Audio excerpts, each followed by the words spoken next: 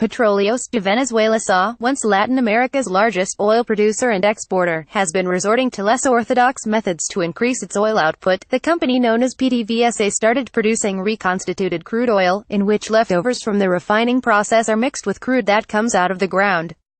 Since some types of oil can't be processed straight from the wellhead because they're too thick or acidic, a diluent, often naphtha or lighter crude, is blended in.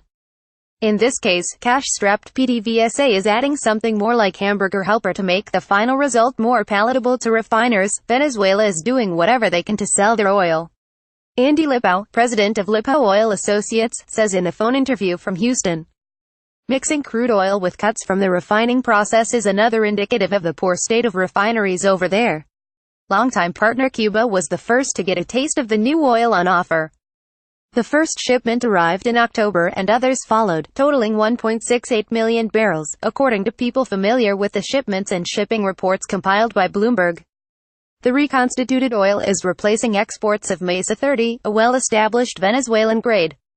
The hamburger helper comes in handy as it helps PDVSA to make more oil with less, and collect the corresponding revenues.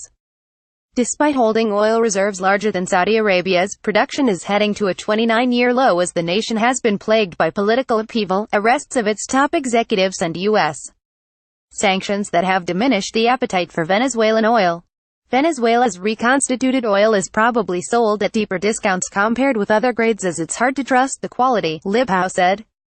"This is just another chapter of how the entire oil industry over there is falling apart.